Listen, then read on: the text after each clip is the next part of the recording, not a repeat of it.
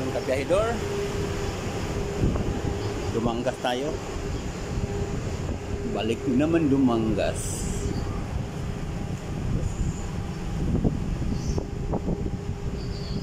Halos walang pasahero dito.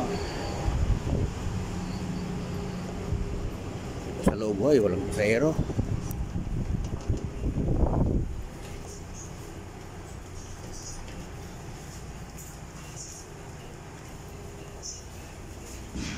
Basang-basa sa ulan. Saan ba tayo ha? Daming tira oh.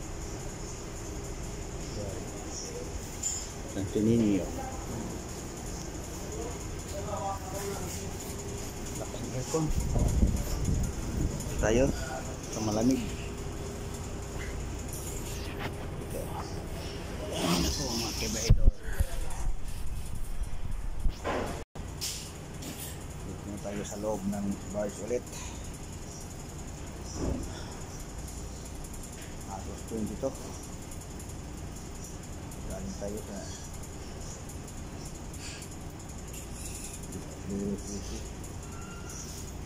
ngayon balik tayo Iloilo.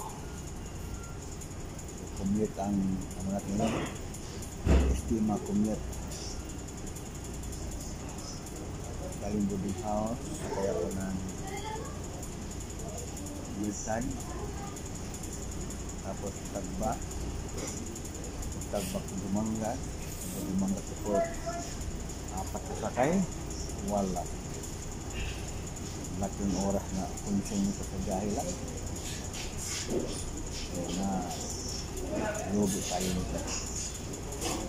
Pag-uwi kasi ako sumasakay sa Iloilo City to Bacolod, 500 kasi plus ang pamasahe sa Pakrap.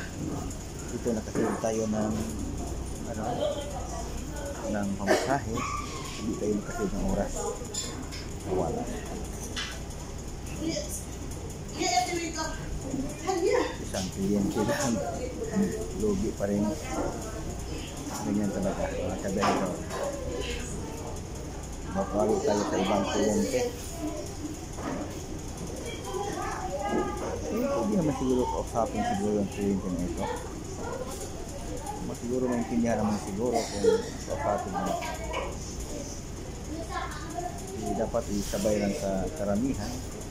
Gawa ng sariling schedule kasi doon ng company. Takot, trabaho lang.